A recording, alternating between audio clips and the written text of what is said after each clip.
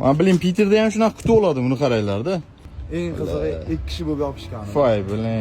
Rossiyada Sankt-Peterburgda bo'lgan voqea meni yuzlarimda qon va g'alati holatim. Buni hammasi PR edi do'stlar. Gapimni oxirigacha eshitinglar. Men yaqinda chiqdim. Juda ham mashhur bo'lib ketdim. Millionga yaqin podpischilar, ko'chada meni ko'rganlar rasm tushishi va yaxshigina reklama narxi, Octagon Ligada 2 yil rekord media bo'yicha juda ham oldi jangchi va yangi paydo bo'lgan insonlar, yaqinlar. Men ularni sinamoqchi bo'ldim. Bu voqea reklama jarayonida paydo bo'ldi va men buni rivojlanishini shunchaki to'xtatib qo'ya olmadim. Shunchaki kuzatgim keldi. Yangi tanishlarni elakdan o'tkazgim keldi. Men buni ertasiga tushunishim kerak edi. Menga g'amxo'rlik qiladigan aka allaqachon o'lib ketgan ekan. Men uchun yagona doimo g'amxo'rlik qiladigan otam, onam qolgan ekan. Otamning davlinasini ko'tarilib ketishi, onamning esa ko'zlarida yoshlar. Va bir ikkita eski tanishlar va juda kam bo'lgan yangi tanishlarda mendan bo'lgan xavotir. Men bundan keyin juda ham faqat oilam uchun yashayman. Faqat oilam uchun. Faqat oilam uchun. O'zgalar pashta menga qiziq emas.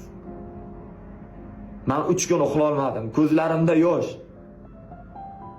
Juda ham ko'zlarimda yosh. Va bugun videolarni o'chirib tashladim va xato qilganim tushunib yetdim.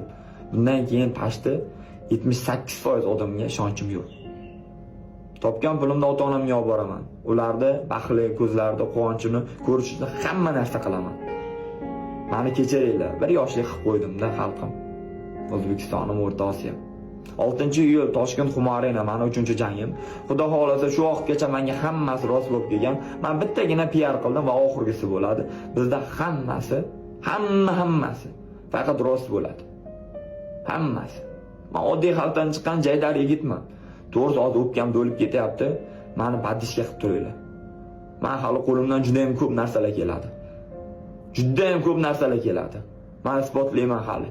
Vaqt soati bilan. Bekordan bejizga paydo bo'lmaganimni.